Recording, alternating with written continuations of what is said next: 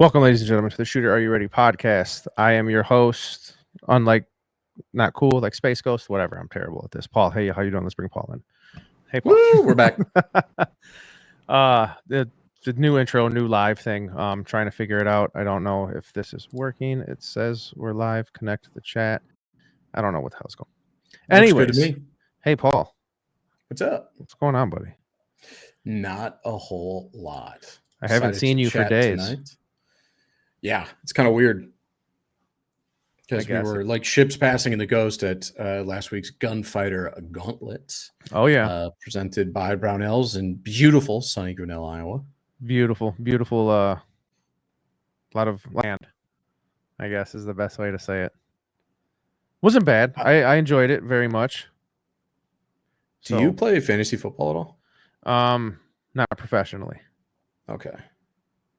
I just got an alert. They're telling me that Christian McCaffrey's already hurt.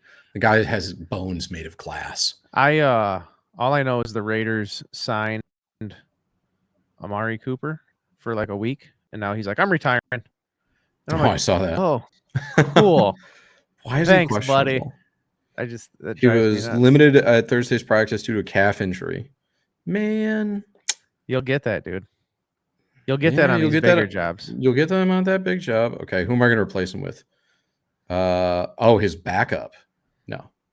Yeah, I'm just taking him out of there. I can't deal with the stress. Yeah, but you know what wasn't stressful? Gunfighter Gauntlet. It wasn't stressful? I mean, it was really stressful because I had my first gun completely fail on a stage that I've ever had. Yeah, You'll get that on the big competitions. You'll get them on the big jobs, the big union jobs. Do it, forget about it. I'm a union guy. Got to take it over to the union shop. I almost didn't make it to Gunfighter Gauntlet because I was busy working. That's how the grind that you put in is kind of insane. Yeah, it is. And some people don't understand it. And I'm glad you do, because some people are like, hey, man, you haven't done this lately. I'm like, try to live my life, dude. Man, shooting is something that I enjoy doing. It's not the only thing that I do. It's not the only thing I do. If I win this Powerball, which I've been buying too many tickets for. No, it was last night. I won $8, and that's like the max I seem to win is $8 whole. And that's far from the 1.7 billion that I'm hoping for. But it's a start. When's the next one? Saturday night, bro. Ooh, get them numbers. Nothing like a Sudbury Saturday night. Dude, I've been buying so many lottery tickets. It's insane. How many do you buy to go? Is it like 50-50 where you just get like the arm width? I get $20 worth just when I'm bored. I just pull it up on my phone and buy tickets. Oh. And so like last night, I think I had like 4 or 5 streams of $20 were like $80. Damn. Yeah. I like the physical act of going with the elderly to a local Quick Trip or BP and waiting in line, ruining everybody else's day, pointing at each one of the individual scratchers and saying, how much does that cost? And it just takes forever. There's only one cashier. I hate people who are just trying to check out and get a bottle of water. We're going to be here for 20 minutes. Yeah. I hate the people who go up to the counter and say, can you check these tickets? Because they have the thing where you can automatically check them just by scanning the barcode. How do you buy off of the phone? Because I thought you couldn't buy lottery tickets on credit. No, you can, dude. They don't give a shit in Illinois. Damn. Yeah. But they limit you. They're like, you can only put assets, put it all into credit cards. You could win $1 billion. Sell your house right now. But it's right now. They limit you. They're like, you can only put $1,200 in your account a day. And I'm like, oh, thanks for not crippling me with that is okay. What's 1,200 divided by 40? A lot. I don't know. Okay, so that's like if you were making $30 an hour. Yeah. For 40 hours for the week, which is easy math. I don't know why I had I couldn't figure it out. I don't know. Liquidize your assets. Liquidize them. Yeah. But anyways. You want to talk about Gunfighter quick? Yeah, let's talk about it. So it was at the, what is it? Big Springs Shooting Club? I believe so. Which I find is one of the nicest ranges that I've ever been to. Oh, it's in amazing. Brunel, Iowa. I think it's owned by Papa Brunel. Okay. It's like their range. So like if you see anything in the Brownells, like catalog or their videos where like they're shooting stuff, it's going to be at that range. Dude, that is a beautiful range. It is. We were taking shots out to 500. Yeah, that was the long 500 yards, and I think like the shortest shot was maybe 50. I mean, excluding pistol, yeah. So I'd say 50. 50 to 500 with a rifle, and then for the pistol, I think we had some swingers that were maybe at 10, and then there were some shots that were probably 35 or more. Yeah, I was actually looking at footage editing for this weekend's video, and there was like the second stage. I think it was the one where you shot the pop can thing. I think there was some at least 30-ish plus, maybe seemed like 50 to me at the moment of shooting full-size steel targets. Some of those steel targets were big. They also had some poppers that were right next to those targets too. Dude, that were like 8-inch poppers, which were pretty hard. Yeah. I've never shot. I'm going to bring this up. The mini mo targets. So when we say mini mo, these are, they have a cutout through the middle of them where then if you hit the center, it flips the head up. And then when you hit the head, it just goes back down. The center is essentially just like a push. I want to say. No, wait, is the center there the whole time? Yeah. Center's there the whole time. Yeah. Dude, you think, okay, this was my dilemma all weekend. You think you're zeroed, okay, until you have to hit a 5-inch circle at 100 yards to activate that target and make the head come up. And then you have to shoot the 4 or 5-inch head. Yeah, and move that down. Yeah. I will say this. So my gun went down on the first stage of my day one where I was having failure to extract. The bolt was not going into battery. And that was because I essentially used it to crawl through the mud. Like I used it like an oar to essentially, we had a mud stage that we had to get through. So thankfully Brownells had some of their gun techs there. I took it over to them and I was like, my son, he's very sick. Look what they did to my boy. Please help him. And then cleaned it up, which was good because that was awesome. I didn't have like the sprays or anything like that. That was super nice. That was actually super awesome.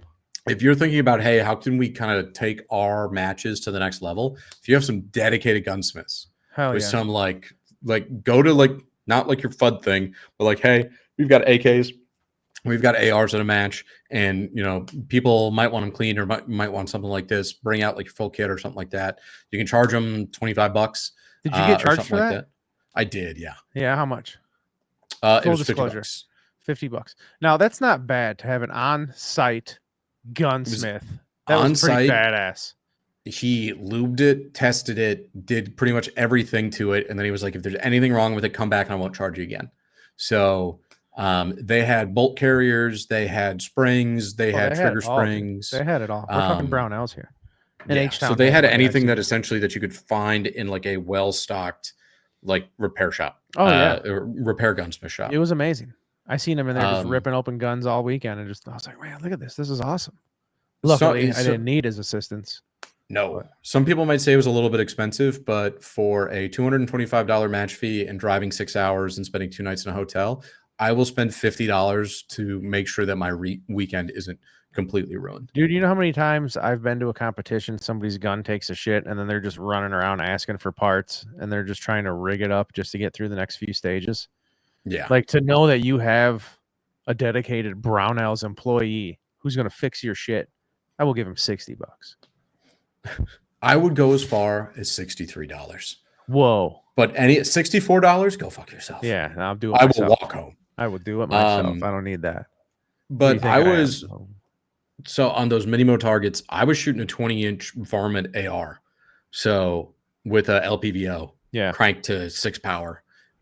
So for me, I just held at the bottom of the circle, and that was probably my best stage. I was running a D60 on that thing, and it was, I was solid.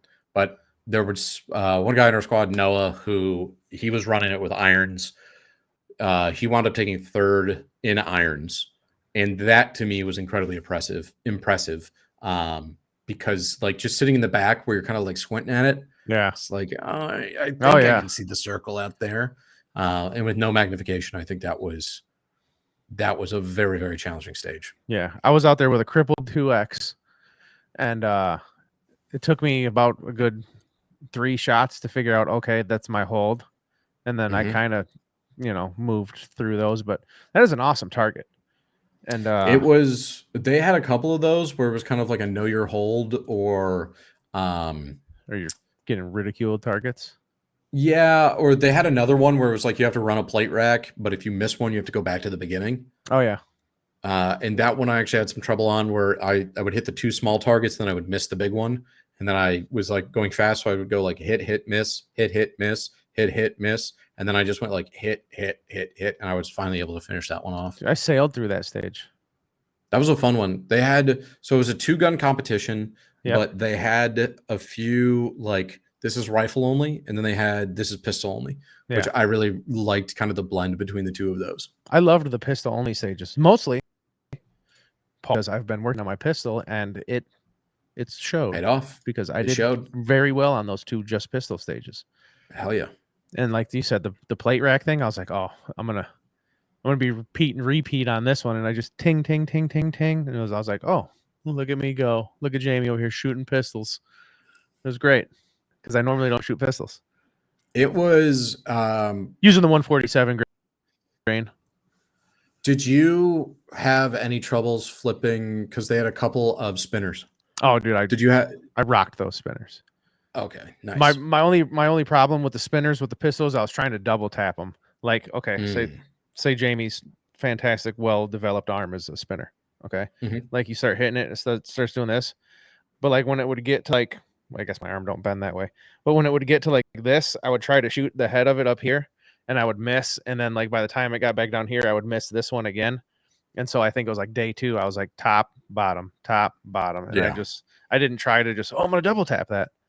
So I've enjoyed the spinners with the pistol. I was mag dumping a couple of spinners. You should, because I think that they're a pretty good training aid. Hell yeah. Especially for pistols, where if you want to spin it, keep spinning it.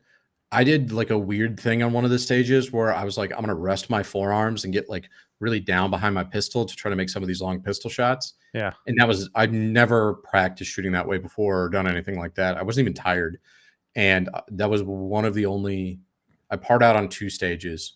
One of them was the 500-yard stage, where they did an interesting thing where it was just like the barricade that you were shooting off of was too high to go prone, but too low to kneel behind it. So it's really kind of hard to like hunchback it. Yeah, to get a position behind it. And we both shot armored, and that was really, really hard, where I was just like, man, my fupa's getting destroyed by the bottom of this plate. Let me tell you, I have been to a copious amount of competitions. Armored, and some of them has been a box to click on, and I have never clicked on it. I clicked on it this time because you were like, oh, you can't run 2 optics unless you're armored. And I was like, shit.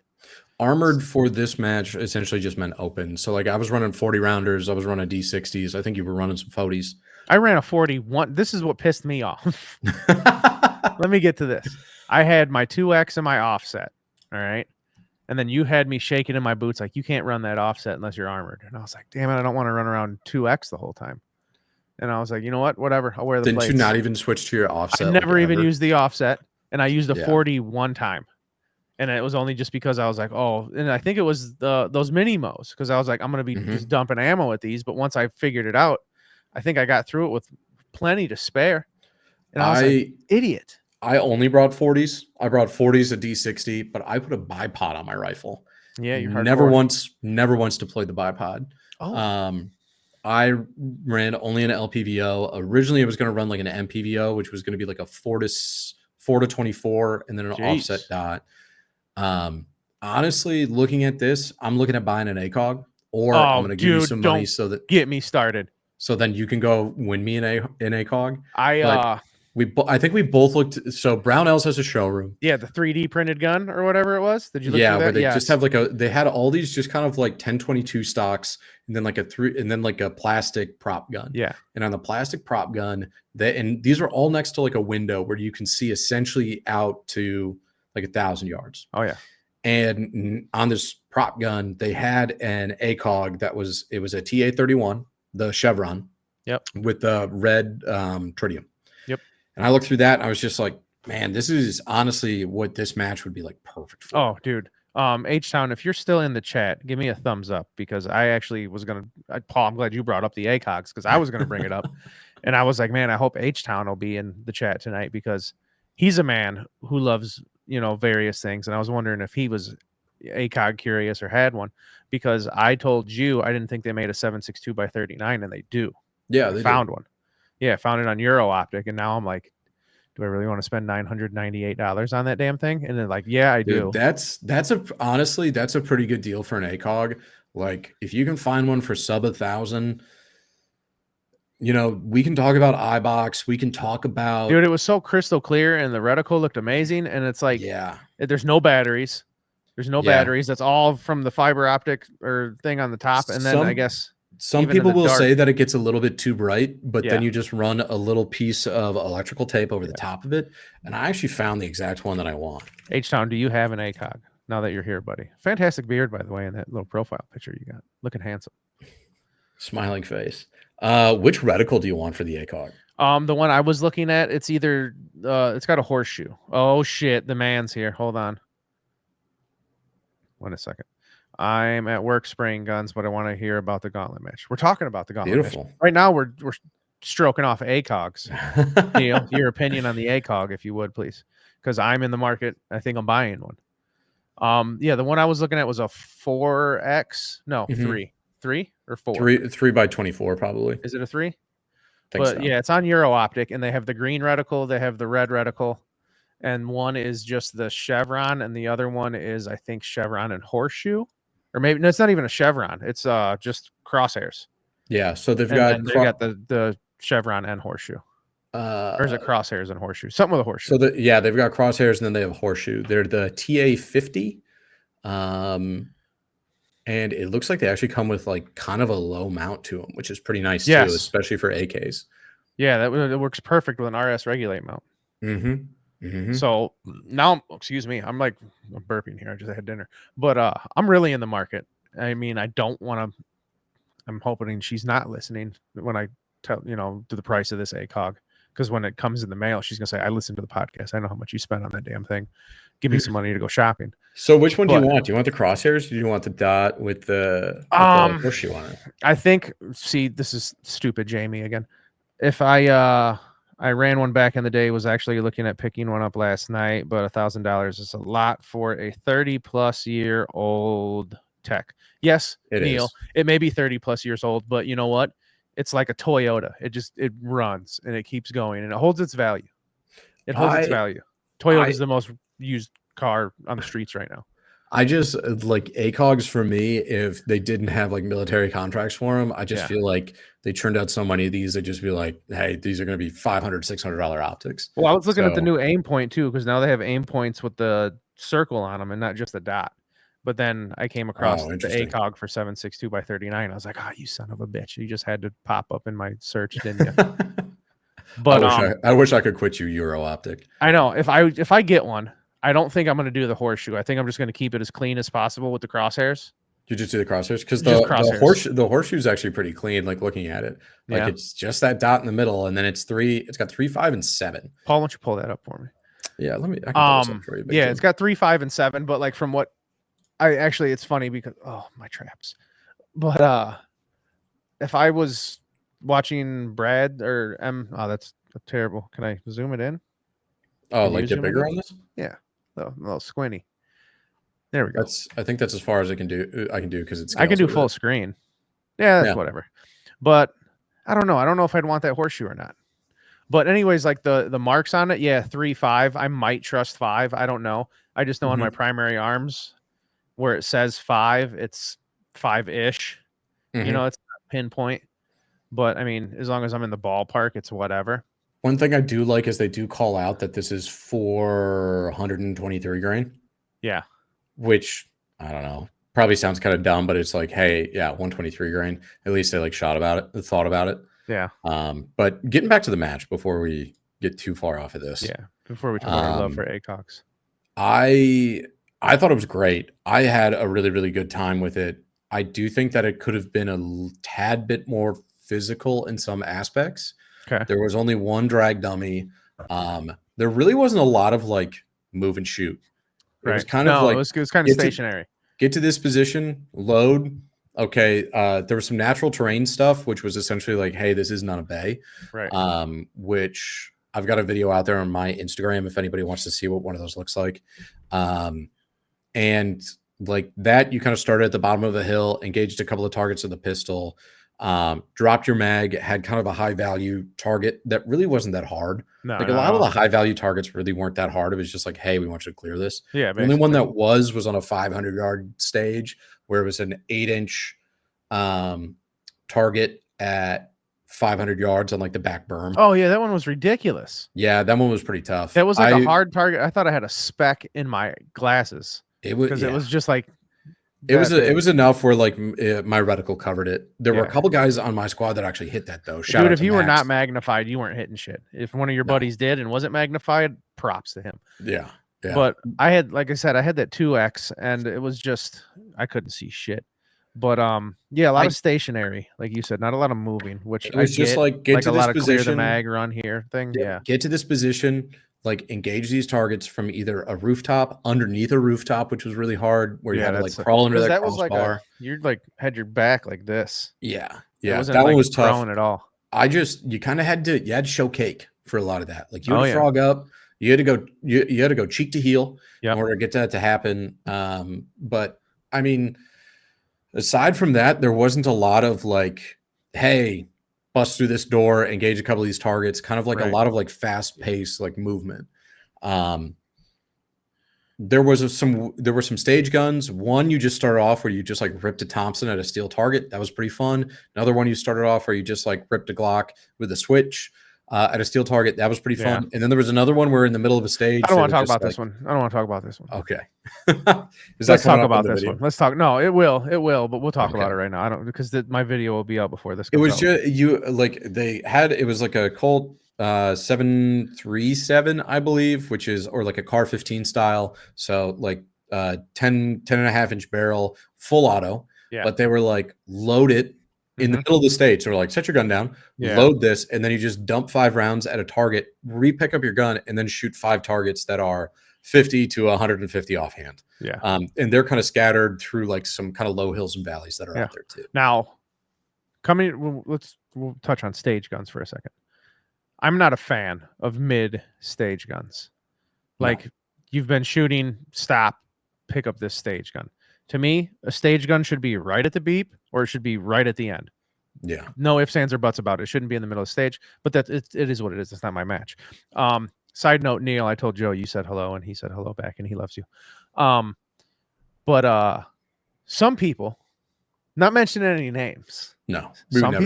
Some people aren't keen on the AR platform. Some people own them and haven't touched them in 5 years until recently anyways, some people, okay? Not mentioning names.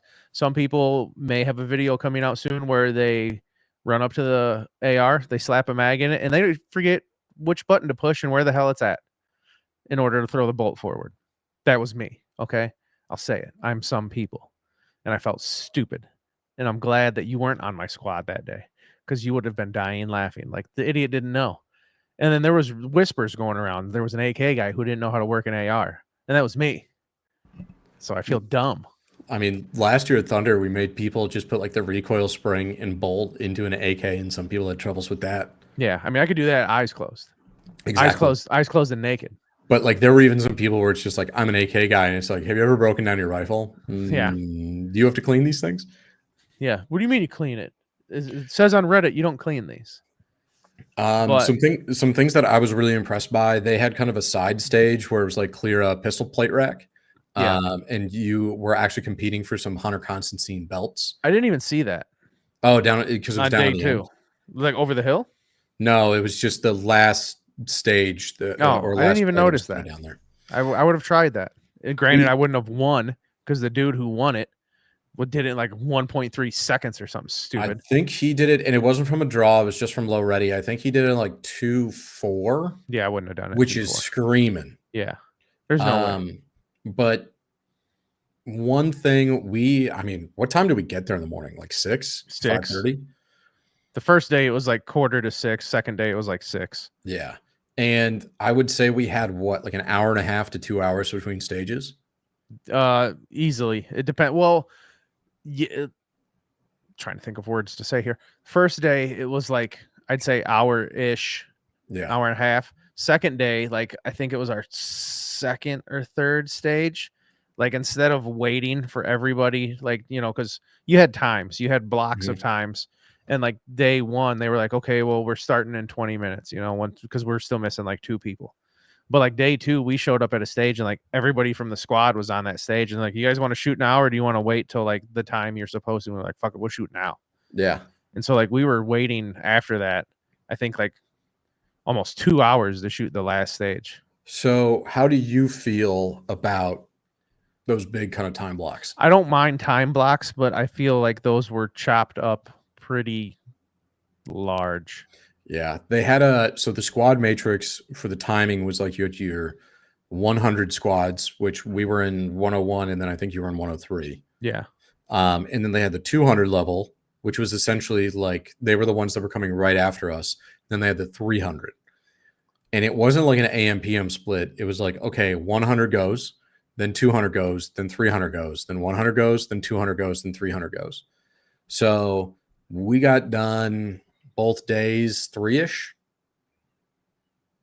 Yeah. Something like that. Yeah, because I think I was back at the hotel by like 4 something. Yeah, which like for like an AM, like an early start, it's like okay, but it wasn't like Masters or it wasn't like some of the other AM PM splits where it's literally like, hey, you're done by noon. Yeah. So it was just kind of like a rolling matrix, I guess you would call it. I kind of liked it because we were both running armored. You had to keep your plates on all day, which I did. And we just kind of went back. John and I bought one of those easy up pop-up tents. Oh, it was amazing. We put that and we just kind of like backed both of our trucks almost like next to each other. And then everybody just kind of threw out some lawn chairs and we just chilled there. Yeah. So kind of having a home base like that, going back, chilling out, doing kind of a little side stage like that, walking around, kind of seeing what other people are doing. Hey, your gun goes down. It's not like I had to run in order to be ready for the next stage. It was just kind of like, hey, I got a little bit of time here. So kind of having that along with no reset, it was all like 100% steel. Oh, I love no resets. I am a sucker for no resets. I do think that for some other matches that I've shot where it's just like, well, you have to wait another kind of like hour because there's a bottleneck. And then everybody just gets like lit up. Oh, then it just gets even worse. Once like that, yeah. Because you kind of don't know when you're going to shoot. For this one, it was just kind of like, hey, we kind of know when we're going to do this. We're communicating back and forth, and it was well run. And like people, like there wasn't like a ton of just like, why are we just sitting here waiting? Yeah. So I thought that was pretty good. Prize table, fat, nice. I mean, nice price table. Amazing. I won a BRN 180 Gen 3 upper. There were a couple guys in the squad that won. Like one guy won a free suppressor. Another guy got 50% off free suppressor. There were some D60s that were just up there. Magpul was a sponsor. ADM had some mounts, but they were mostly like koozies, which kind of like, okay, whatever. Yeah. But like Vortex was there. They had a lot of there's a lot of optics. They had a lot of red dots that were there. There was a Trigicon, one of their LPVOs that was there. Like I thought that the prize table was pretty good. Oh yeah, it was an expensive. I got this hat. Got this very nice Vortex. Actually, I got 3 of them. But so a lot of what we also talk about is like, okay, value. $225 isn't cheap for a match. Okay. What do you think? Do you think that you got the $225 worth out of this match? Yeah. I think so too. Yeah. I think the stages were fun. Yeah. I think that they were challenging enough without just being like, well, this is kind of cheap. Yeah. And I do think that it was like a good test of gear. It was fun hanging out with the guys. I would go back. Yeah. I think that's kind of a big one because there were some matches that I shot this year. I don't want to call them out, but I'm like, yeah, I don't need to come back to this one. We know who you are. Yeah. Yeah. And I know that you don't listen to this podcast. Loser. Anyways, yeah, for what I spent as far as admission, I've spent more at other places and I've spent less. And this, I think it was fair value, $200 to shoot all weekend at a beautiful, beautiful facility. It's got to be one of the best ranges, dude. Like that I you said, can shoot at. I'm not well seasoned, okay, but I'm seasoned. All right, not well. We've shot in some dumps. I've been around. I've shot at some places. I've shot at some places I'm never going back to. I've shot at some places where I'm like, well, they're doing the best they can with what they have. Yeah. And I've shot at some places like, oh, this is nice. But the Brownells, what was, I guess you can call it a Brownells facility, even though I forget the name of it. What was the name of it? Big Springs. Big Springs Shooting Sports Complex. Just the overhangs at every bay to keep the sun and the shade going. It was very nice. And they even had little kids running around picking up brass. That was the funny part to me. That was pretty nice. But yeah, great facility. Fantastic, actually. And it's not like you had to like haul around ridiculous distances to get from one bay to the other. No. They were all boom right there on the same. Like if I had to run to my car, I could run to my car in 5 minutes. Tops. One of my favorite things was they were like, yeah, you really got to hump it over here. Yeah. Yeah, the little hill. Yeah, there's just a little hill. Match was called Gunfighter Gauntlet. Yeah, don't look up my score. It's embarrassing. I was terrible. I finished 15th in armored and 38th overall. I was terrible. I was like middle of the pack. It was a tough match. There was a lot of range. Yeah. There was a lot of difficult pistol shooting. Dude, let me tell you, I worked so hard on my pistol in the last like 2 to 3 weeks. I didn't pick up my rifle. I zeroed it and I was like, oh, I'm good. And then what really screwed me over was the same thing I tell everybody not to do. Don't do this. The first stage shooting 100, I think I was like, man, I'm shooting off. So terrible fucking choice on my end right here. I went to the little sight-in bay and I tried just making sure I was still where I was at, when I left here. But like I'm laying on the ground prone. I have like a shit for a rest on my rifle. I just have it on my range bag and I'm shooting and I'm like, oh, this is off. Let me tweak this dial a little bit here and there. I should have just ran with it because I knew it was on when I left. Yep. But like since I did so shitty on like stage 2, I was like, this has to be off. There's no way it's me. Does this competition know who I am? It was bad. And then so like I tweaked my rifle and I think that really screwed me because the first stage of day 2 was at 500. And that was where I was like, okay, you got to find your zero on this thing and run with it. Yeah. It's because I didn't have you on my squad, Paul, to go, what are you doing? Do not mess with that right now. Yeah, that was actually something that I was thinking about, or because I had a lot of problems too. And like normally I'm pretty good out to distance, but for whatever reason, I was just having a conniption when it came to have 500. And like I got done and I was 500. Literally. That's what pissed me off. It was like it was like the 300s that were screwing with me. And I'm like, I have a dot on this thing for 300. The dude's like 2.5 targets to the left. I was like, no, holy shit. Way. I was like, there's no way in hell. You were shooting 5.56, right? No. Oh, you were shooting 7.62 39? The Lord's caliber, yeah. Hell yeah. Yeah. Yeah, that's lobbing them out there. Yeah, 500, which was the 400 mark on my reticle because I was shooting so high. And like it was like I have the chevron and the donut, right? And like my 100 was like the top of my donut. And I was like, at 100. I was like, that's really high. That's pretty high. I think at home 100 was like 6 inches up from like barely noticeable at 100. Like if I sighted in at 50, like the tip of my thing, it's supposed to be 50 here and 200 right below it. When I was shooting 100 at home, I was like this high above the chevron.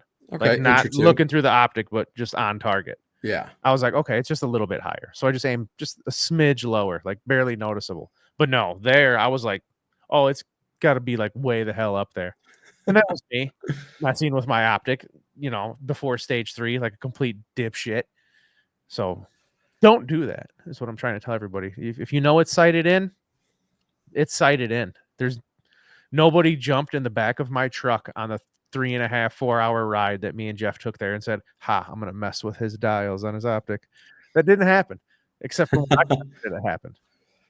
Man, it's on, it's on. Just work through it, man. Yeah, I have no complaints about my optic setup on either my pistol or my rifle. I'm not complaining. I'm just pissed off at myself for being a moron. So I was shooting, I had an open top holster with an open emitter on my pistol. Yeah. And everybody was like, oh man, when you're going through the mud, this is going to be a problem. And well, you shot the pistol before you went through the mud. So then after that, I just kind of went back to the truck, shook it out, and I was fine. Yeah. But I did have my rifle optic get a little bit of water onto the front, where at one point in time I saw like 4 targets, but I also saw 4 dots. And I was just like, well, I'm just going to put all 4 of those dots onto those 4 targets. And I fired once, and then it like shook the water out of it. And then it was just kind of a little hazy, but otherwise it was fine. This dude in my squad, before he went into the mud pit, he put tape over his optic so that when he got out of the mud, you seen him rip the tape off. Realistically, that's probably what I should have done, is just take a little bit of goon tape or take some electrical tape and like just go over the front of the muscle. Yeah, let me put $2 worth of goon tape on there. Get out of here, dude. I have so many just like half-used rolls of goon tape that are around. I'm sitting here talking about buying $1,000 ACOG, and I'm bitching about the price of a roll of goon tape. Like, you know how much that shit costs? I really do think. Oh, you got the new leather wraps, right? I got the new Davrinoff leather tape. Oh yeah, brought to you by Davrinoff himself. Check that out. And I'll let you guys in on a secret now. You get 2 rolls in one pack. You can kind of see like it's divided in there a little bit. Okay, that was enough for me to do the grip and the dong. I bought 2 packs. I still have 1 left. That's pretty good. So, yeah, it's like $30, but this is quality handmade shit here. Yeah, made in the U.S. of A. Says it right there. But anyways, one thing that I wish that I would have done is taken that goon tape and put it over. I was just running a flash hider. Just put it over the flash hider and or put like a little foamy into it, which will just get blown out. Paul, you got a question? How does it compare to AK Masters? Sounds like it has more distance. So AK Masters was a lot more up close and fast shooting. This was more of distance, known distance, prone, offhand, and supported shooting. So I'd say it was at least 50 plus as far as rifle, and maybe even more. 5,500. It was also a 2-gun. So that's like apples and oranges comparing it to Masters there. I wasn't at Masters, but I love 2-gun competitions, and I only do. This is my 2nd one this year. I fucking love 2-gun. I will say that it was way more physical than Masters. The timetable was not as aggressive as Masters. The shooting portion of it was more difficult. Like the actual, like, hey, you have to make your shots. Like there were a lot of smaller presentation targets. Like what we were talking about with the mini-mos that just didn't exist in Masters. H-Town, were you in here when we were talking about the mini-mo targets? That was like kind of early. I got excited thinking about them. I'll pull it up here. Show everybody what we're talking about. Dude, I'm gonna order one. They're not cheap, but no, they're not. But they're good, fantastic. dude. They're fucking good. They also had some hostage targets too, which I really liked, where it's like you had to hit the hostage one way and then hit it back, and doing that with a pistol was pretty challenging. Yeah, yeah. I liked the pistol stages. I really did. Pistol stages were fun. What was it? MOA Targets that was out there as a sponsor for that? And it was I just looked them up. I'm trying to share my screen here. They were the guy who was working there was really, really nice. He brought out he's awesome. Thompson, which was fun. Awesome dude. And I just found him on Reddit too, so I'm gonna be stalking you, buddy. Like, he's probably not listening, but good dude, solid dude, right there. Okay, H-Town. These are the mini-mo targets. Now, can you see my little finger thing here on the screen? Yep. Okay, my little finger thing. See, all right, H-Town. Like if this head was down, you shoot here and the head pops up, and then you shoot, the head and it drops. It's a little bit off compared to where we're at. Oh wait, how about here? Yeah, there you go. Okay, yeah, you shoot this, the head pops up. Shoot the head drops down, but then you shoot this again, head pops up, and that's a 5-inch circle, and we were shooting them at 100 yards. Yeah, it was pretty challenging. It was. They also kind of followed along with the same KCON principle, where they were not repainting steel. No, it was just kind of like what it was. And once again, all steel, not a single piece of paper. There were a couple pieces of steel that were like off in like the kind of grasslands, we'll call it, on like the side of like kind of a rolling hill. On the berms, yeah. And when I shot that in the beginning of the day, and when we shot it at first, it was really hard to see some of those targets. And then I came back from Mulligan after my gun went down at the end of the day, and everybody had missed. and it just carved out like a 5-yard across hole around this target. I was like, oh, there it is. And it like wasn't hard to see anymore. Speaking of hard to see targets, the mud stage. Mm-hmm. When you get out of the mud, okay, we're still fresh on this, so hopefully you know what I'm talking about. Mm-hmm. All the way to the left, there was like the little reddish target by the dark bush. Okay. Yep. And then there was the one up the trail by the cone. Right? There was another one. So there was 5 on day 1, and there was 4 on day 2.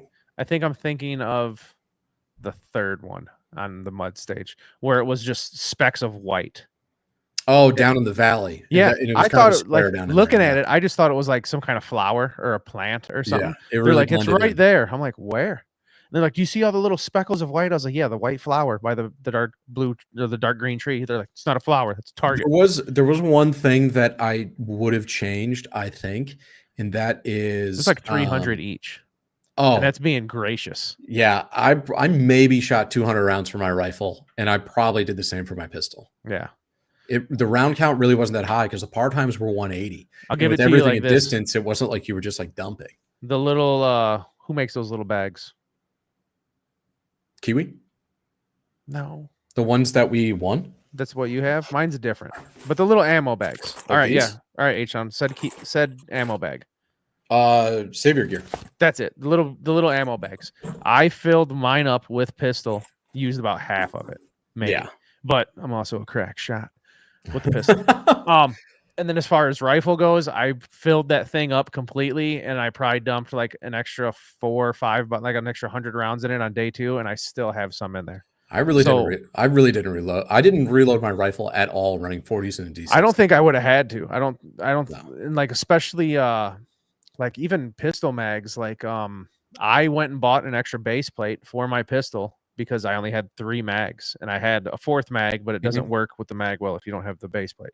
So I went and bought another base plate to have 4 magazines. And that first all pistol stage, was that the one? Yeah, that first all pistol stage, I was like, I only have 60 rounds. I was like, there's no way I'm getting through this with 60 rounds because there was a lot of targets. Yeah, there was the spinner, there was the knockdown things where you had to restart if you messed up. A lot of plate racks to run through. Yeah, where like you could really kind of get sucked into those where it was just like, oh, I want to go fast, and then all of a sudden 7 rounds are gone and you haven't hit shit.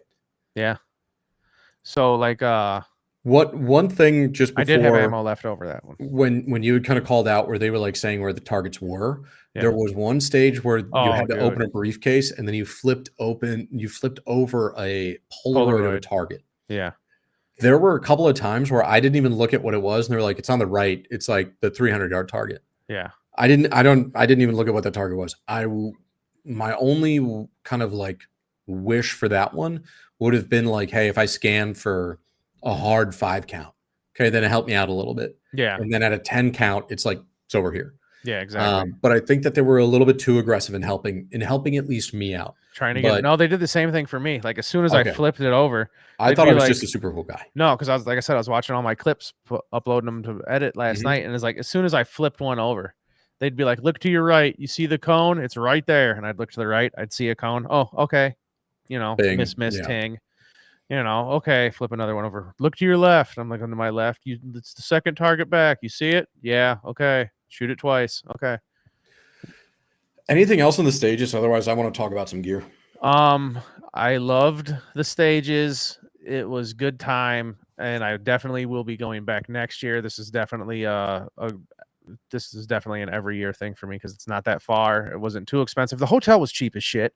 Yep. And we stewed around the hot tub. You'll see that later in the videos that I put up Sunday. But all in all, great match. It was only 8 stages total, 4 each day. Yeah. Yeah, 4 each day. I could have done 1 more each day. If they do 5, I'd totally be fine with that. Yeah. So any more than that, I think it'd be too much, but I could do 5 a day. 8 stages, 2 of them were pistol only, 1 on each day. Like Paul said, anywhere with rifle from 50, 75-ish to out to 500. Pistol was, up close to 40-ish, give or take. Good time. Kind of physical, not crazy. You drag a dummy, you're running uphill, you're going through mud. I watched this. There was this bald dude on the squad behind me. totally nicked his forehead on that barbed wire and was just looked like a pro wrestler, dude.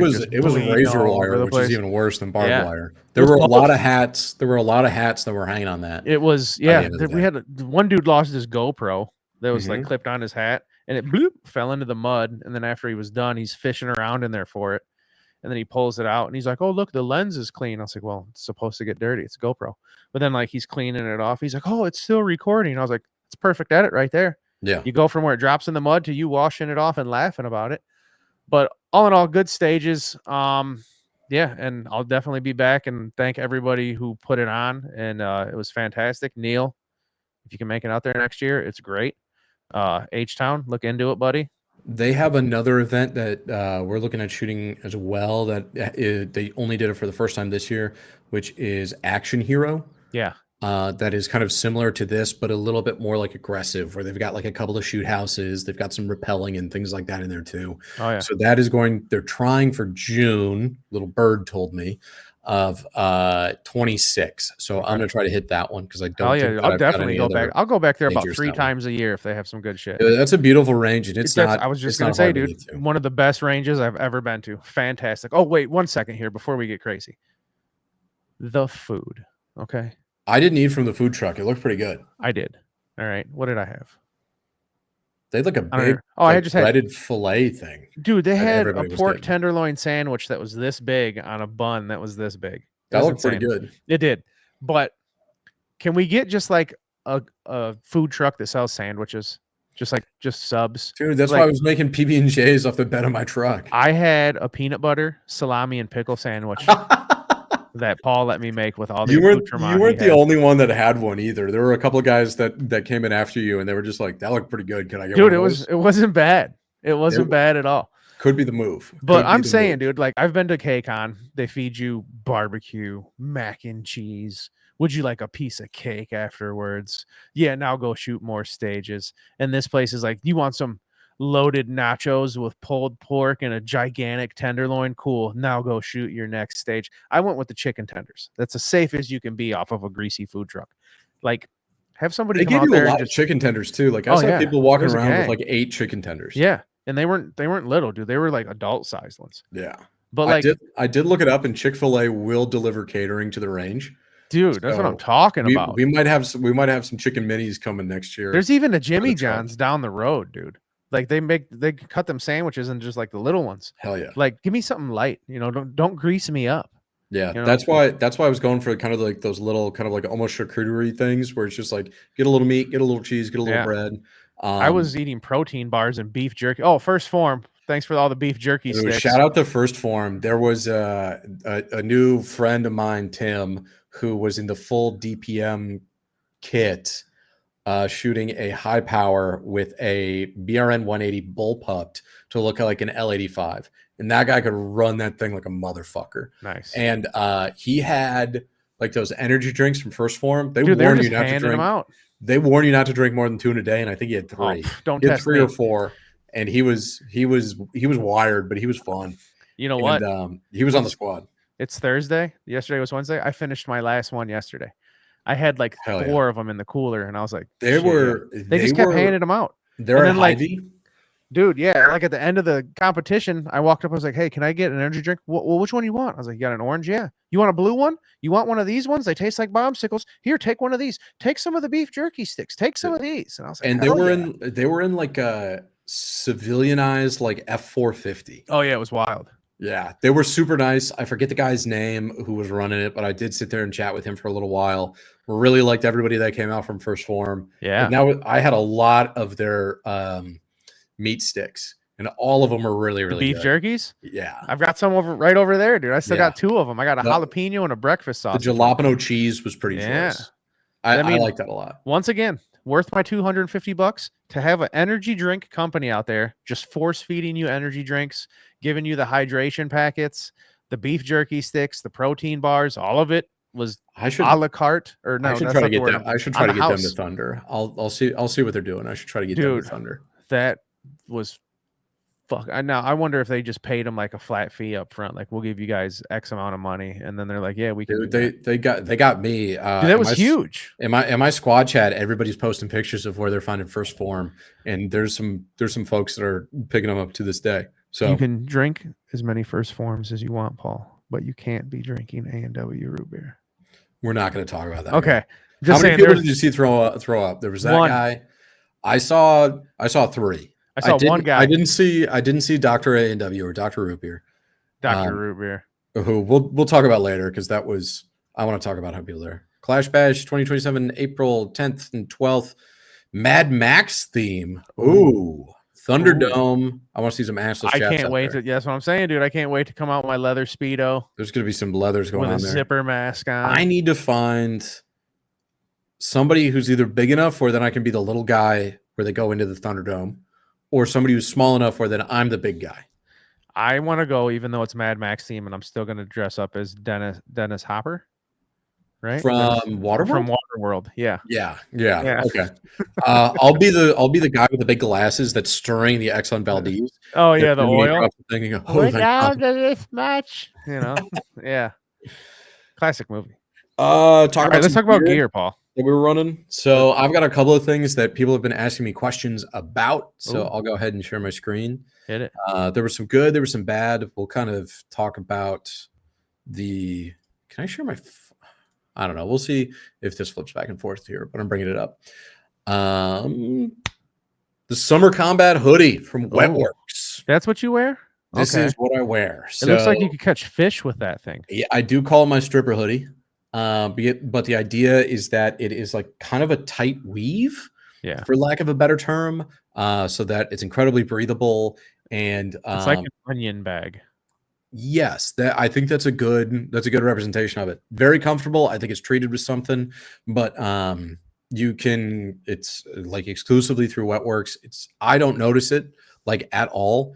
I really like sun shirts, and for me, this is kind of like one of my favorite ones that I like. How does it feel on your skin? Does it feel like an onion bag, or does it feel still clothy? I don't think that it's itchy at all. Okay. But I've run it through the washer a couple of times. Now, Paul, the important thing about this, go to the colors. What do we have here? I think they only have multicam, green and brown.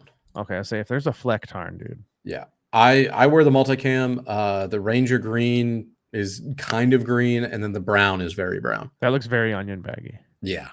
But I really, really like these. There were a lot of people at the match that asked me about them. There have been some friends of the pod that have also asked me about it. So this is where I got it from. Again, I really, really like this. Yeah.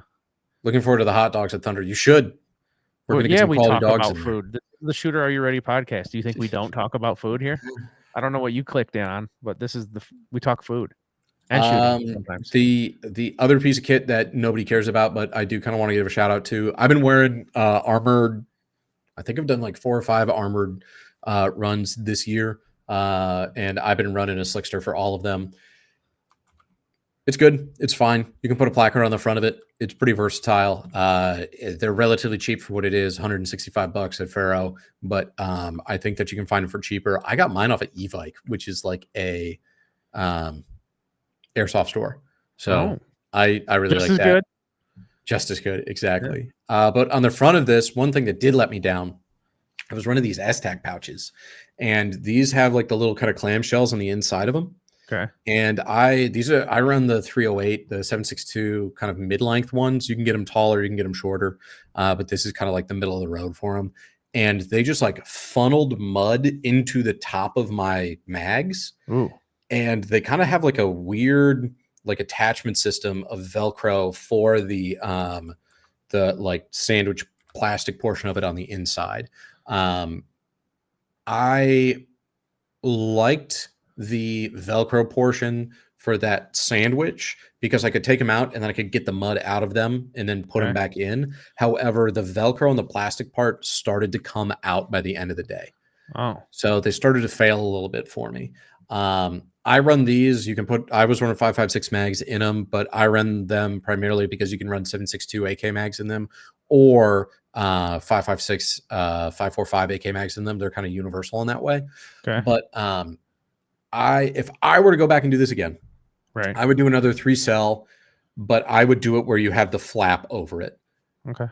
Being fast off of your chest rig in this match was not going to make or break your scores. No. But funneling mud where it was like you took your mag out and it was a lollipop full of mud on there would. The other thing that I ran was the Die Freeco Das Boot. Mag pods. So they are $20 for a 3-pack, where there are some other ones where it's like $30 for one. Okay. So I think that this is a pretty good deal. They're also made to essentially monopod off of. They're for Magpul Gen 3s, where they do have the over insertion stop on them. And I was very, very happy with these. They provide you with a +2 to all of your magazines without having to run a different spring. So my 40 rounders became 42s and my 20 rounders became 22s. And never had to reload them, dropped them on the hard concrete a couple of times, really slammed them into the ground, and was very happy with the way that these turned out. I've run these now at a couple of different matches, a couple of locals, as well as this one. And I will say that these are probably my favorite mag pods or mag extensions that are out there. They're just plastic, but there are 3 of them for $20. And again, they just kind of go over the end of your PMags. They're only for PMags, and they're only for Gen 3 PMags. So I was really, really happy with these. And I'm just going to continue moving them around. I also used a Magpul D60. Flawless. The D60 is fantastic. They're the same length as a standard 30-round PMag, which I think is pretty cool. So, I mean, for me, I would highly recommend those. I got a box for a 60-round Magpul off the prize table. Nice. There was nothing in it because I live in a communist state, so I just got the box. Just the box. The other thing that I ran at the bottom of my lower was this HRF Concepts mag funnel. Okay. I don't think that you necessarily need these. I just wanted to do it because I wanted to try it out. Damn right you did. One person's did break because these are just 3D printed. So if you're going hard in the paint with these, $57. Yeah. If you're going hard in the paint with these and slamming these on the ground, they will fail. So I bet. Kind of buyer beware. Yeah, no shit. Wow. Here, I'm going to look it up right now. But they are in Battlefield 6, as you can see by this. You can get a mag funnel off of Printy right now. Download your own file. Let's see. I'm pretty sure you can. I want this bolt release. What the heck is that? Oh, yeah, dude, they got mag funnels here. You can just get your own file. I need to get into the 3D printing game. I'm slacking. Yeah. I think these guys are only mag funnels. Oh, they got some weird caps out here too. But yeah, I mean, in terms of gear, that's pretty much when I ran. I run Swordens for Ear Pro, and I'm always happy with those. Oh yeah. You run the in-ears. Yeah, I do. Right? Here, hold on, I'm showing you. I'm gonna go through my gear, Paul. Hell yeah, let's do it. Because why not? You got to share. The Tango Tactical Denim Danger. Hell yeah, we did. I have the Signature Series Black Tango rig. What would it take for you to shave your beard into a mustache? Nope. Okay. End of conversation. And that, if I shave my beard, what do you want me to get? A personality? I can't do that. No. We wouldn't want that to happen. And you ran the Tango mag pouches and everything? I did run the rifle pouches on the front, yes. Happy with it? Yeah, very happy with it. Hell it's comfortable. I have another chest rig somewhere. I'm trying to think of who the hell makes it. I don't know. I shook some dude down on Reddit a couple years ago for it. He wasn't selling, and I just kept lowballing him, and finally he broke. Hell yeah, win on my end. But after I swapped the plates out from that into the Tango, I was like, this Tango is way better than that piece of shit that I have. Hell yeah. So that thing will just like be turned into like a drag dummy for competition that I do at my local place. Those Tango rigs are choice. These Tango rigs are choice. And then on top of that, I mean, nothing fancy, dude. I wore these shitty LAPG, LA Police tactical gear pants because they have knee pads that go inside of them. But did you end up running knee pads? I did, but here's the funny part. I bought the wrong pants. So I ended up getting these Klein slip-on old man knee pads to go underneath my pants. And how do those work? I didn't wear them like that. I didn't wear them over. You didn't wear them over the top? I didn't wear them over the top like that. I have a little more respect for myself. Okay. Okay. So I didn't wear them over the top, but actually they worked really nice. They like stayed on. I didn't have to really move them around. I just kept them under my pants. I have these fancy Magpul sunglasses right here that I've been rocking lately. The Explorer XLs. Nice. I was wearing those too. Yeah, I love them. So actually talking about eyewear, I wore the Meta Ray-Bans. Yeah. They have too much parallax. Yes. I like wearing them, but everything these lighten shit up a lot better. Yeah, if it's for up close, shoot fast kind of stuff, that's where I think the Metas shine. Yeah. But for everything else, where something if I have to see at a distance and I need everything kind of like brightened up, those Magpuls are just too damn dark for me. Yeah. But other than that, I wore just classic boxer briefs. And you know what? I think this is gonna sound stupid, but I was talking to Lacey about this when I got home. I think the reason I didn't do so well on day 2 is because I was not wearing my striped competition socks. Because I threw the biggest fit ever Friday before I left. I need another pair of striped socks. I only wear striped socks at competition. Yeah. And then like day 2, I just grabbed a pair of socks out of my bag, just regular old black socks, not striped competition socks, which I've been doing for like the last year and a half, as I always wear striped socks at competition. So that kind of gave me the bad juju, if you will. We got a question here. For Summer KCON, should I get a new optic for my rifle and pistol or put some money towards extra ammo? Usually to if it out on irons. Usually to it out in irons. Tough it out. Oh, tough it out in irons. Boom, I won. You did get that one. Are we talking new optic for my rifle and pistol? So you have no optic on your rifle at all? I would definitely...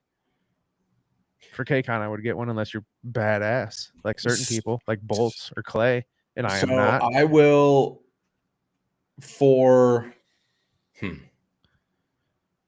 depends on what you want to do. My advice, Stoli, is to at least get a red dot for your rifle. And there's kind of a cheap way that you can, like the Atero mount where it replaces your rear iron. Yeah. Like get one of those. Get a Holosun, like their little... Fuck that. Get you a Trigicon SRO. To find out if you like it. I think Trigicon SRO on the Atero is the way to go. I think this is the cheapest way that you could possibly get it in there, which would be, what's the new... Or you get a Viridian. They have a really good SRO knockoff, and it's a green dot. Some people might shit on them, but I like it. I got it on my P90. If you're not going to buy name brand, buy Holosun. And by name brand, I mean Aimpoint. Yeah, Aimpoint, Trigicon, Holosun. That's kind of it. Hold on. I want to see. I'm trying to pull up Amazon here. So, right now, the new Holosun ARO. You can get them for $127 on Amazon. Actually, Aimpoint, that one they just came out with, the Duty with the circle and the dot, it's like $500. So, I mean, for me, this is like, hey, I have no optic. Yeah. I would just get one of these for $127. I've never used one of those. This is their new one. So kind of nobody has. But like you've got the controls on top. The only thing I don't like about this is it has it on the side. If you can find one of the older 403 or 503s for less than $100, I would recommend getting one of those too. Put on the Atero mount. And like then your rifle is essentially set up for a red dot. Like my face is all big. For the pistol, it depends on what pistol you have. Trigicon RMR HD. If your pistol is not set up for an optic currently, and you have to go out and either buy a new slide or buy a new get it milled or something like that. It's not true. I don't dog on the MRO SD because I've never shot an MRO SD. You should dog on the MRO SD. I've shot the original MROs and those were dog shit. They are not very good. But I will say that if it all depends on what your current pistol setup is.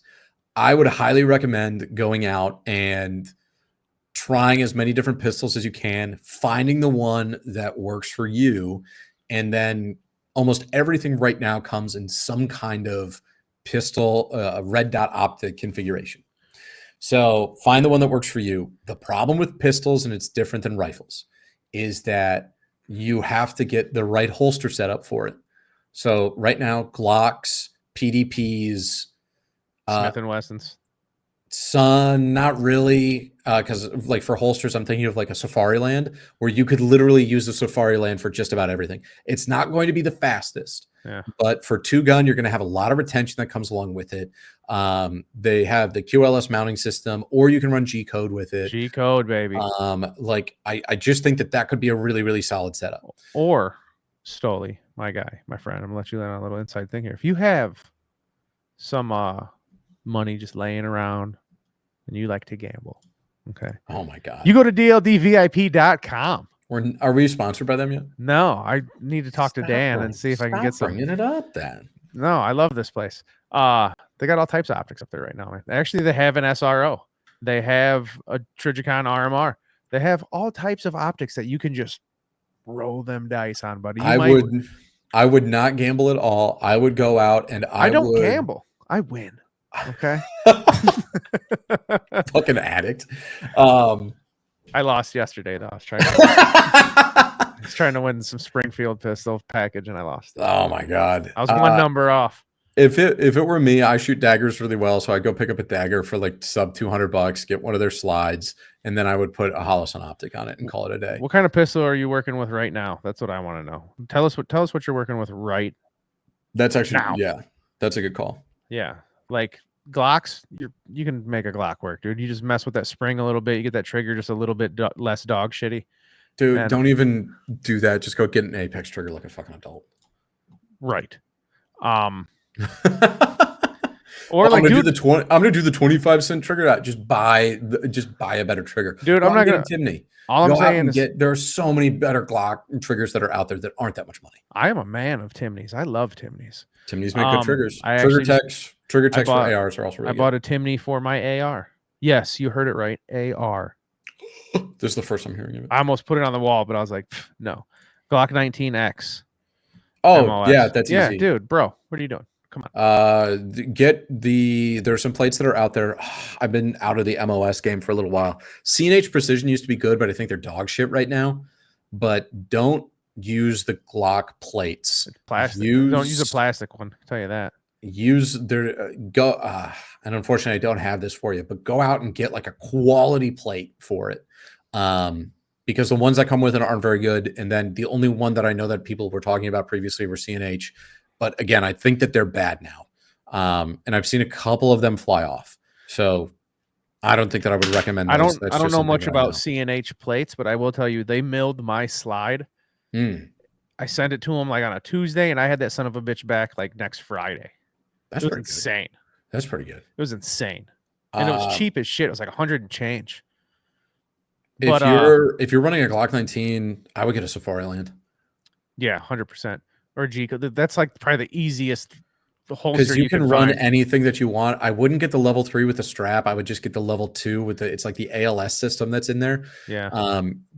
I wouldn't get the hood. You can get them where they're light. If you get the light bearing holster from them, though, you have to run a light with it. Otherwise, it kind of doesn't work.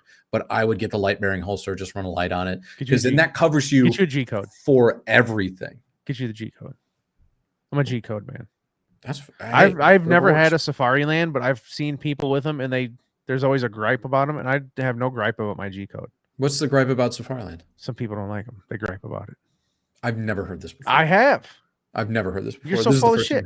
Bullshit. I've heard people say, it's a Safariland, but I wish it would do this. And I'm like, oh, well.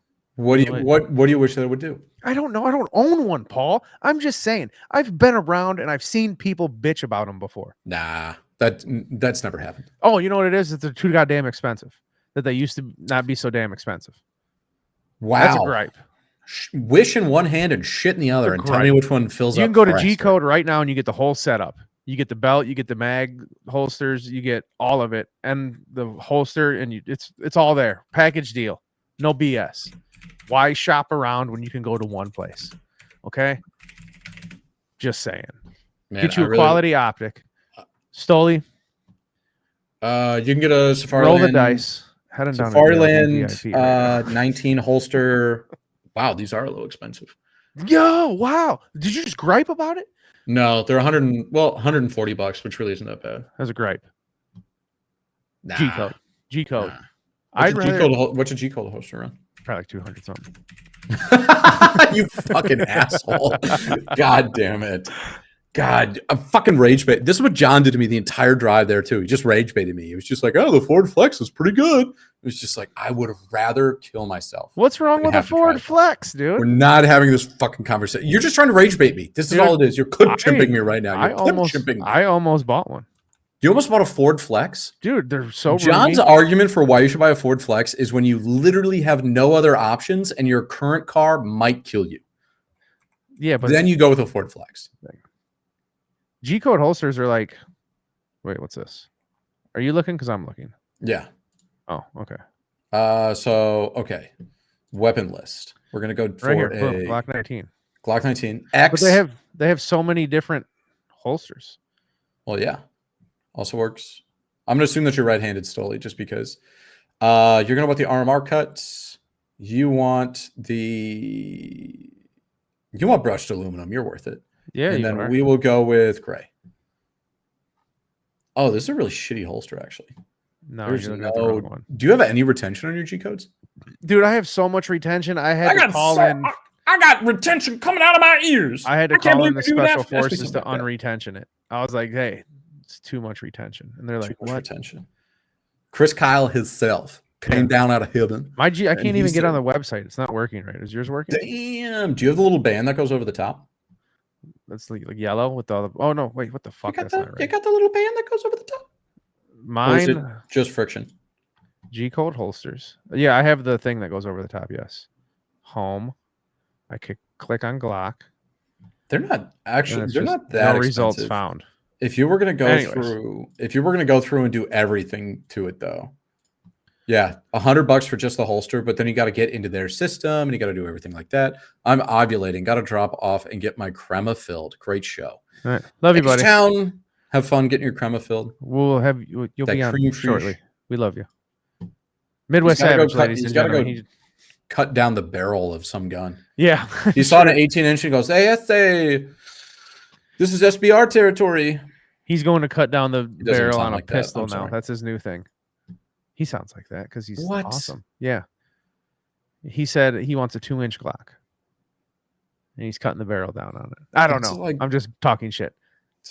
But anyways, Tele ammo is out of stock. I know. I gotta make some phone calls. Dude, it's not like I'm making phone calls. So fucking good. It's only out of stock because it is affordable, it is reliable, and it is the best quality 7.62 you can get when available. Yes, it's out of stock. Believe me, I know. Don't ask me how, but I know. You can hit 500-yard shots with Tele ammo. Try doing that with Tula. I did, yeah. You ain't doing that with Tula. No. You're cleaning your barrel out because it's getting rusty. I'm sorry. Yeah, it is out of stock. I'm looking at other options right now because I'm a Tula man. I really want to man. I really want to turn it down to RMR HD, but it's almost 800 beans. What the hell's a Hellhound holster? There's something off Wish. Get that off Wish? Is that off Wish? Ooh, the HD. That's interesting. What's close to this? What's a Vortex Defender on? Stoli, if you're not looking to spend $800 on an RMR HD, spend yourself the $25 and go down to dldvip.com. God, you're pushing this too hard, man. I am. But for real, try it out. In all honesty, I would get the Vortex Defender XL then, because that's $400. They're good optics. You can get them at 2 MOA, 6 MOA, 8 MOA. Oh, you know what I have? I can't show you. What do you have? I don't know how much it is. Let me look it up before I start spitting out prices to get this. There's been some huffle buffle on the internet. Some people don't like it, but I have one on my Beretta. The EOTech E-Flex. The EOTech E-Flex, $350. It's not bad. Not bad at all. And I it's actually no I Delta really like Point it. Pro. The Delta Point Pro, when you want the glass to hit the target too. I don't mind the EOTech optic. I've only looked through it. I haven't really put a lot of rounds through it, probably like a magazine, but I like it. I plan on buying more of them. I shook somebody down. You know what you do, Stoli? Go to Reddit and see if you can shake somebody down on a decent optic. Just if you don't want to, just bully ball those virgins into the ground. I mean, if you don't want to spend that much money, I understand. I completely understand because I don't like spending that much money sometimes, but I end up doing it anyways. But it's not, there's different choices out there. You just gotta look around, do your research, buddy. You'll figure it out. Defender XL is probably going to be my next one, but I've got the 507 comp right now. I mean, I really like that thing a lot. Honestly, if you want to try out the EOTech, was it the E-Flex I just said? You can go ahead. Wait, where's my screen? And you can go to dldvip.com. Jesus Christ. They have one coming soon for We're shilling the fuck out of this thing. I am. And I'm gonna have to call Dan and let him know. Damn. But they got look, they even have the Trigicon down there at the bottom. $35, dude. Could be yours. Could be yours. Just saying. These are upcoming. Let's see what they have right now. I'm just shilling the hell out of this place. You can get you a hollow sun. I don't like those little hollow and enclosed hollow suns. I don't know why. I'm not a fan. I had one and I got rid of it. The lunch boxes. These are like little though. I don't know. I don't like it. Yeah. I definitely wouldn't get this Canic. I wouldn't even put $25 towards that. That 510C red dot combo, that's pretty good. Yeah, I bought a ticket for that. Romeo 4T is pretty good. I got a ticket 512 I've got in the safe. I really like that. I've got a ticket for the 510 and I bought a ticket for this spotting scope as well. Nice. Yeah. Anything else you want to talk about? I really don't. I just want to thank you. PSA Saber AK. Have you seen that? Get out of here. They're sitting there trying to sell you on like Lemon Grenade said, oh, it's got a chrome barrel. Oh, it has these rivets. Oh, it has this dimple. It's supposed to. I kind of don't care. Like, I want to see how much they're going to charge people for it. They'll be $1,200. You know what? It's terrible to talk about it because you can't buy them anymore. But this KUSA was $1,200 when I won it for $25. You can find some used 7.62 guns that are pretty good. Yeah, they're out there. To get you a Wasser, $800 to $1,200. I would rather get somebody's old Wasser for $800. They're out there, believe me. I know. Don't ask me how I know Wassers can be found for $800. I just know. All right. I would rather take that than something PSA's pushing out for $1,200. I'd spend that $400 on 1,000 rounds of ammo. I don't have a raffle addiction. I just enjoy winning. Okay. I don't like cocaine. I just like the way that it smells. Dude, when you want as much as me, you can't stop. You just keep raffling. Yeah. I'm not bragging. I'm just There's another topic for a podcast that I'd like to do, which is just all about magazines. But like AR magazines, just buy Magpul. Don't be a bitch. As far as ARs, yeah. Yeah. AKs, that's where I think we can do a deep dive into it. But for ARs, just buy PMags. Doesn't matter. Oh, I like DNH. Sense. That's fine. Buy PMags. Yeah. Do what you got to do. Life is not complicated. You just make it hard. Well, I really like these cult mags from Vietnam. They're not going to work, and they suck. No. And they don't have anti-tilt followers. And no matter how much you pull them apart, those rivets on the back are going to fail. As far as ARs go, I think all my AR mags are Magpul, and I think I have like a handful of just shit steel mags. Legitimately, for ARs, we live in the golden era of magazines right now. Yeah. Where you can go on to Gun Mag Warehouse and you can order PMags for like $9. Dude, you can get they are fantastic. Those Bulgarians for the AKs? For the AKs? Dude, yeah. Like $12. They're good. They're good to go. Just buy those. Even their 7.62 ones, their 5.56 ones, they're all fine.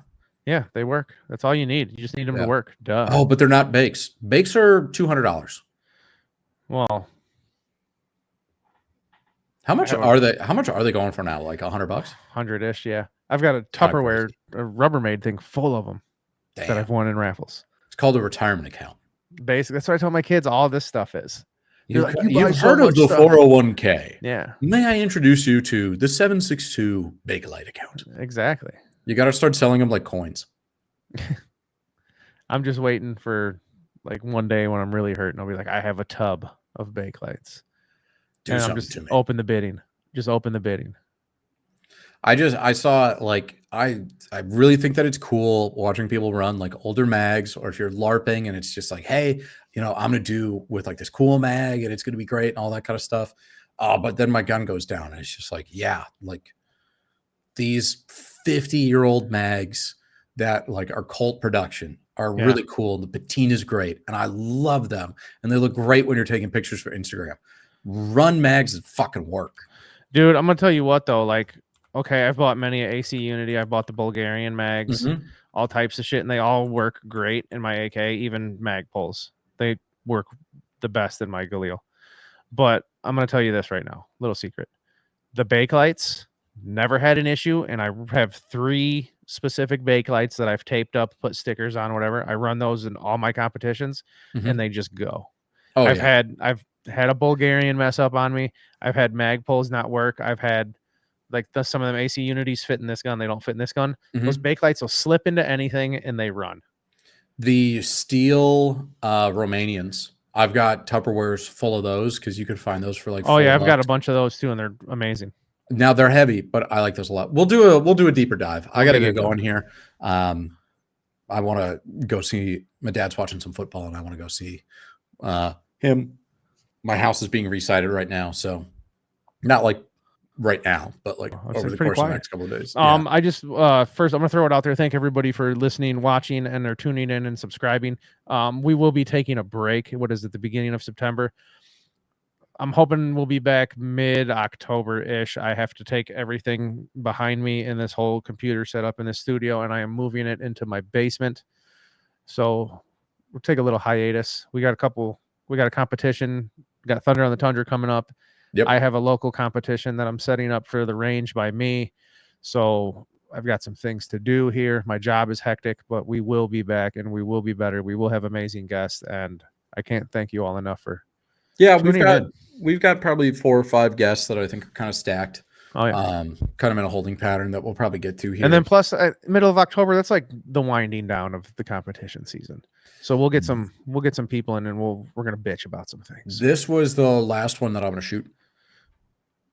Not me. Yeah. No, you've got Thunder.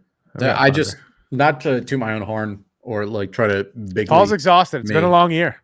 I shot a lot of competitions, but also I just looked at who was coming to Thunder and I was like, oh, this is just going to be like beating up children. Hey, I'm going to be there, you son of a bitch. Thanks for listening, ladies and gentlemen. We love you all. We appreciate you. Thanks for watching. Thanks for listening. All that stuff. I already said it, but really, thank you very much. So, yeah, like, share, subscribe, tell a friend. Help us out. Tell a homie. Save some green by shoot some green. There you go. Nighty night. Love you. Bye. Deuces. And stop.